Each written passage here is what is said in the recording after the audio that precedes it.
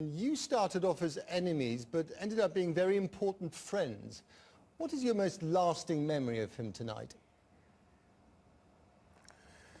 Well, of course, the negotiations which brought the DUP into an inclusive power-sharing executive, and joining with him on the basis of equality as effectively joint First Ministers of the North of Ireland, and sitting down in the early days of that, and Ian saying to me, you know, Martin, we can rule ourselves.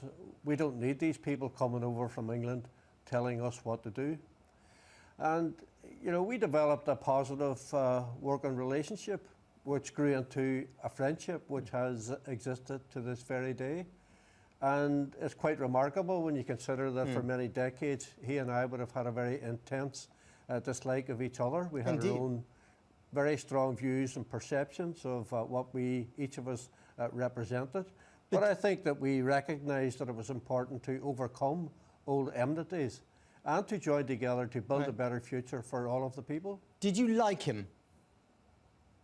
Well, during the year that I worked with him as Joint First Minister in the North, he and I grew a friendship, and I think we did like each other. I think that we recognised that we were part of a very unique experience. We travelled to the United States of America to begin the work of attracting foreign direct investment, which has been a remarkable success for us over the course of the last 4 or 5 years.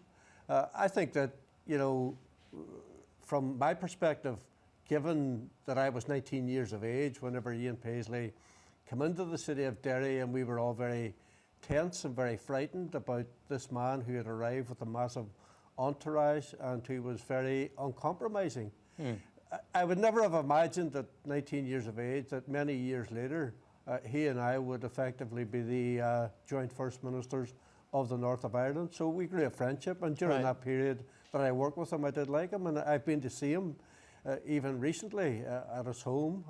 We kept in contact after he left office, and I think that that bears testament to the transformation that has taken place. And as a former commander of the IRA, do you remember ever targeting him?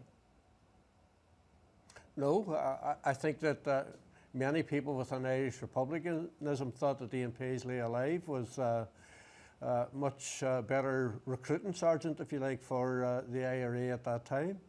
No, I think that our impression of Ian Paisley was always one of someone who was very dogmatic, very divisive, very controversial.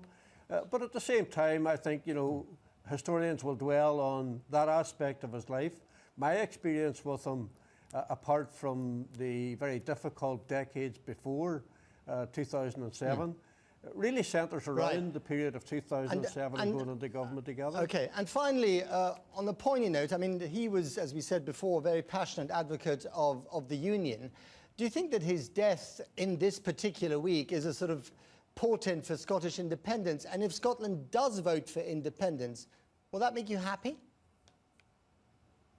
Well, I've taken a very conscious decision not to become embroiled in the Scottish referendum. The decision in Scotland is a matter for the people of Scotland without outside interference.